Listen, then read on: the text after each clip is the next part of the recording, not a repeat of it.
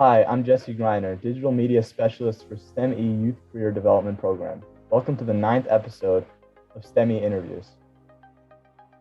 Hi, I'm Roochu Shah, and I'm a product owner with Bakkt. Welcome. Can you take us through your background, where you started, and how you got to where you are today? Sure, interesting question because I started out in my career as a software developer. So I have an engineering background from India. I come from a small town in India near Delhi. And after engineering, I moved here. I was a software developer. And then a couple times I took breaks with my, raising my kids, the family. So, and then my husband and I started our own small business. So we were managed services business. And so that's how I was introduced to the business side of things. And I took care of, I was exposed to marketing, sales, and, operations. So that's how I was introduced to the business side of things. And after we sold our business, I was ready to kind of have a bridge between my technology background as well as the business background. So that's how I moved into a business analyst, product owner kind of a role. Was it when you sold your business that was there like a moment where you decided that this was the industry you wanted to work in? And was that Yes, when you definitely. sold your business? Yes, exactly. So when I sold my business, I love technology. I'm an engineer, so I did software development. But then when I sold my business, I realized that I enjoy that piece of, interacting with marketing, sales. But I still wanted to stay in touch with technology. So I think this ended up being like an interesting combination where I could use my technology background as well as my newfound exposure to the. How did your education at Manipal Institute of Technology influence your career?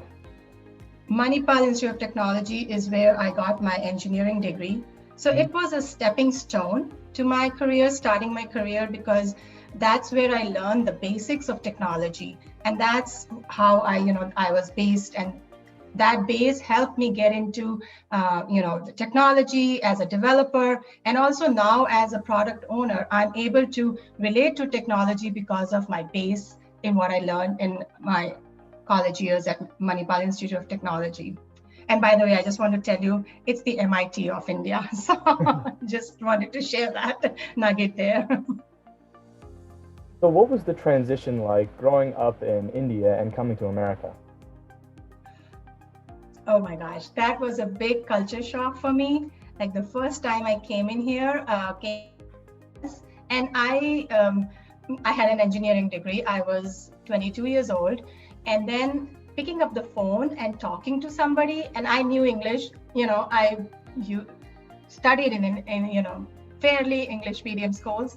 So picking up the phone and talking on the phone initially, and then that was a big culture shock for me. And I was like, my husband was with me. I was like, just take the phone, and I cannot do this. You need to do this. So he kind of helped me through. In fact, he said, okay, if you don't take the phone and talk to somebody, it's not happening. So I just jumped into it. I had to kind of embrace the culture, and now this is home. So in Hindi we say Karm Bhumi and Janbhumi. So Janbhumi is where I was born, so my motherland, and Karm Bhumi is where I act, so this is my Karm Bhumi. This is where I act, and but it took a lot initially with the cultural differences. Even I was so not afraid, but was very conscious about my accent being different than American accent. So I was like, would somebody be able to understand me if I go to work? But in the end, people are people, good people everywhere. So, I got into this, I immersed myself into the culture, I learned the culture, and now I'm able to navigate, hopefully successfully here. But it was a big culture shock for me, especially coming here. I still was 22 years old. I had lived on my own, but coming to America was a whole different culture shock for me. So definitely had to overcome a lot of obstacles there. Was there a big challenge you faced coming to America? And was it just like the language, or was there something else like with the culture that was like really hard Um, to overcome? Everything. Language was, I'm blessed that we were, at least I was able to communicate. Mm. But there were small things after work.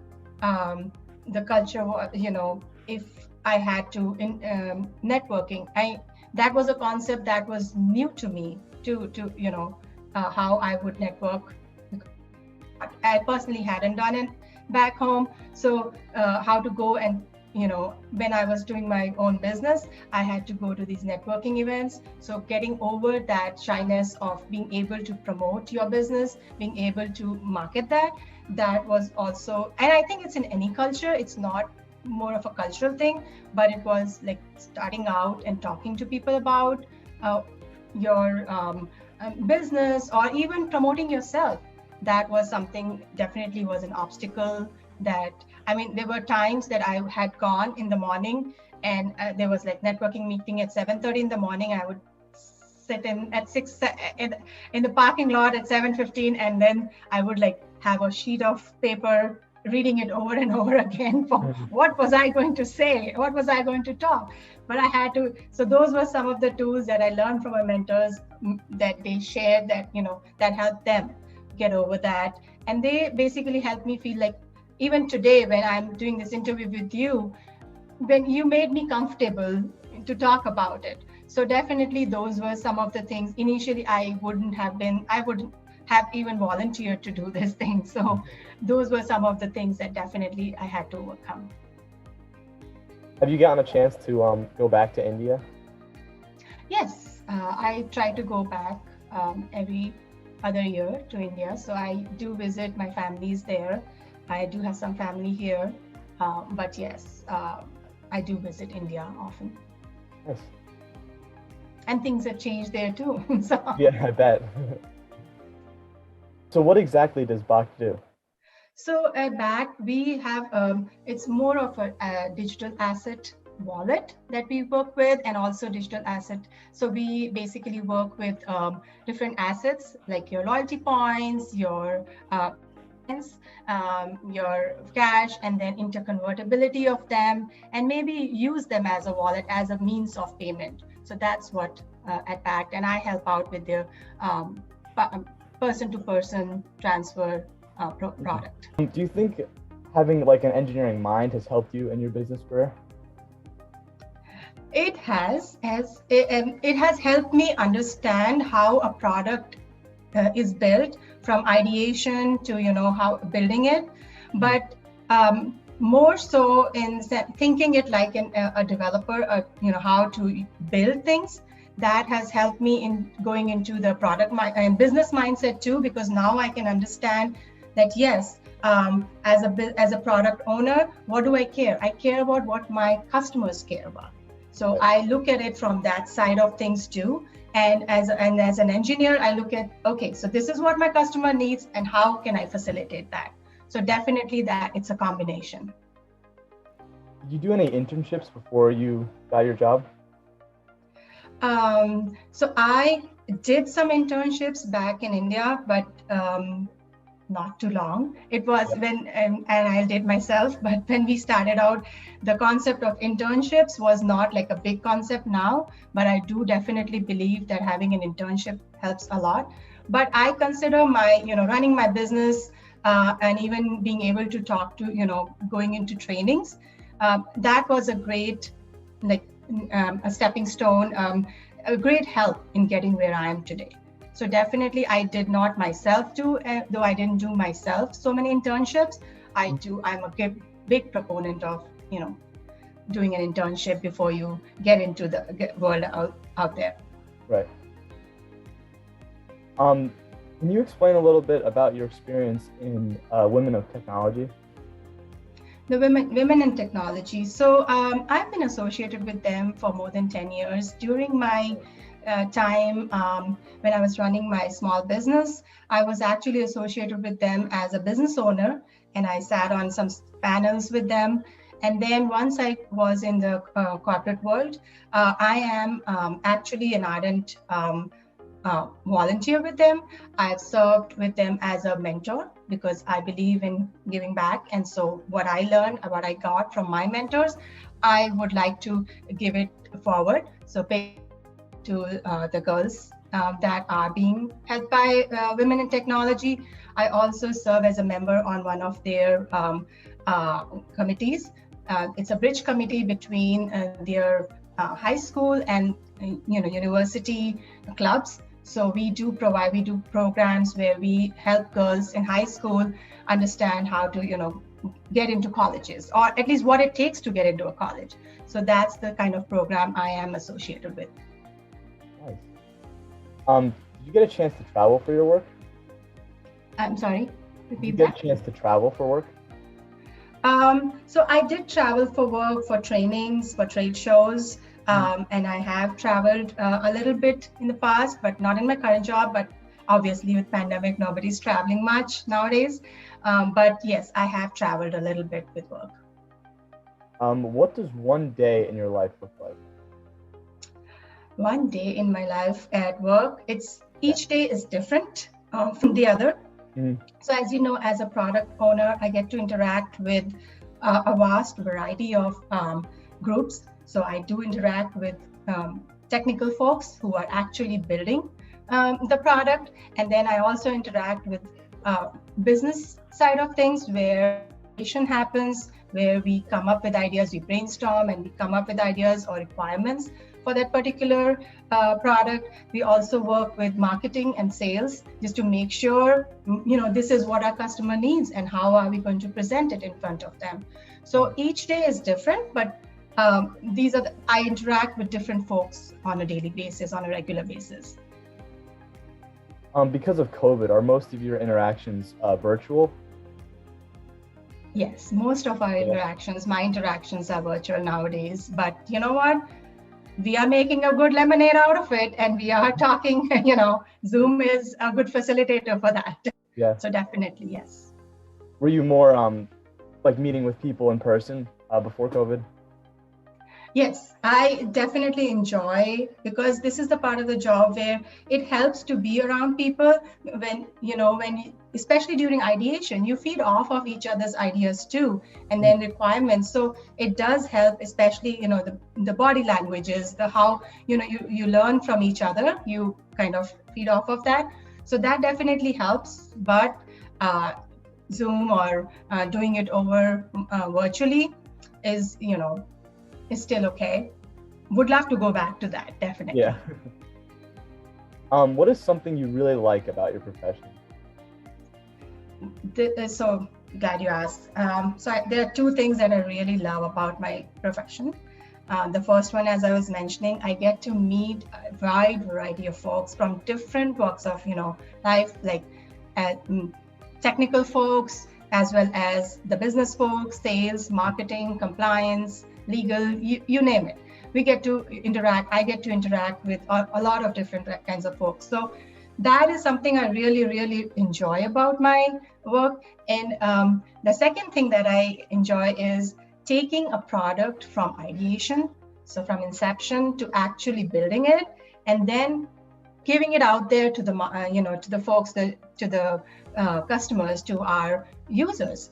And that actually, it's like a baby going into the world. We are just sending it out in the world and seeing that.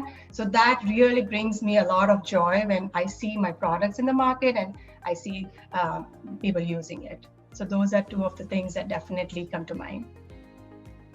So meeting so many people, have you ever met someone who's you found like really inspirational or you admired a lot? Yes, definitely. Without naming any names, I did find somebody. She is my mentor, and she has been phenomenal in supporting me in my pursuit of this career.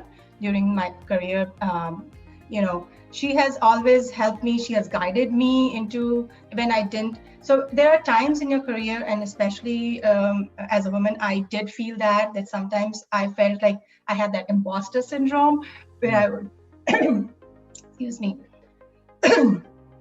where I would feel like, okay, am I doing the right thing? I mean, will they find out that I don't know this, or I'm starting new? So, those are the doubts that come. And at that moment of time, this specific person, she was phenomenal. She would help me, get over those and get me to understand that it's okay. It's normal. Things don't happen overnight. You may not know everything, and nobody knows everything, but this is how you can overcome it. This is how you learn from your failures. And the failure, it's not a failure because it's another way of doing. So, and sometimes you feel like, oh, am I wasting my time doing this, that, and the other? And suddenly, the company shifted and it's pivoted to something else. And whatever you did, was it a waste? But it's never a waste. You learn from it. So I learned all of this from my mentor, and she has been phenomenal and inspirational to me. And I look forward to, working with her even more. Is there anything you dislike about your job? I just mentioned that sometimes business decisions happen, and we would be working on certain products or services, and then because of certain constraints in maybe budgets or resources, that things would be tabled and they won't happen. So it's sometimes a little discouraging that you have to go back, or you feel like, oh, was it all a waste? But again, it's not a waste. You learn something from it, but definitely it is a little disappointing when something like that happens. So that's a part of my job that I kind of don't look forward to. Mm-hmm. What is something you think is special about your career? Special about my career is, as I mentioned again, getting that product. Like, I just had a product in May, and we were working for it for more than a year. And it went into business, and then in the field, and now people are using it, customers are using it. And when I saw it in action, I had tears in my eyes. So definitely that is something, getting a product from inception into the world, and then seeing others use it and maybe give us feedback on how to enhance it. That's something that is very, that gets me going. Right. Have you faced any challenges in your career? Any big challenges? Big challenges. So pivoting. I made it seem very easy that I made a pivot from being a developer to a business owner, product owner, but that pivot was a challenge for me because, I come from a technology background. So I was more into the weeds, building things, and then going into looking at the big picture from the top, how that product is going to be built, or why is it going to be built, or who is going to be using it, so changing that mindset, that was a challenge. Plus, once changing that mindset myself and then sharing it with others, that yes, now this is something that I understand and I can do it. So that was a challenge of, making that shift.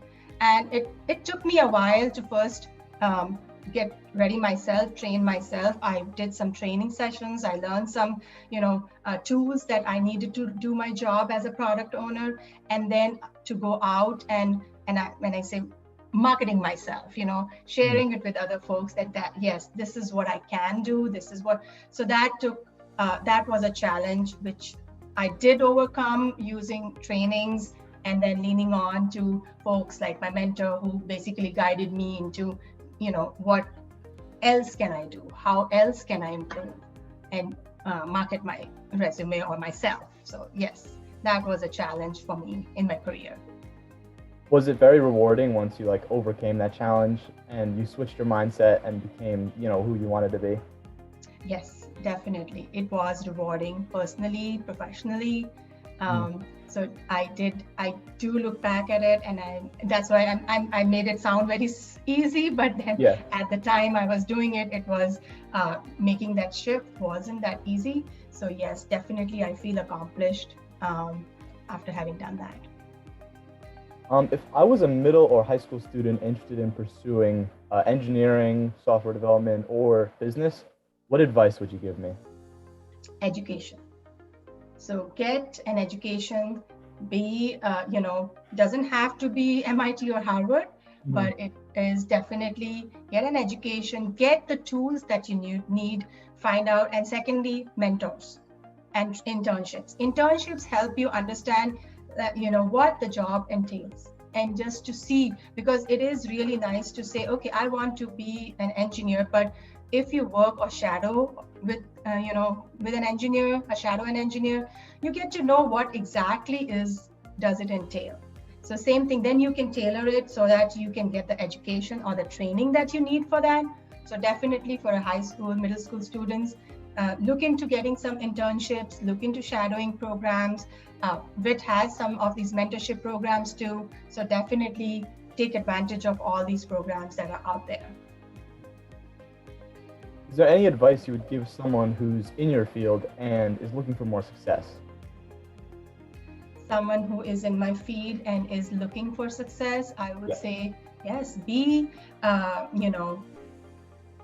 open about what you want to do, and then also find your mentors, or be open about what you would like to do and move ahead in, because we have to be our own proponents. So we have to share and of course, training.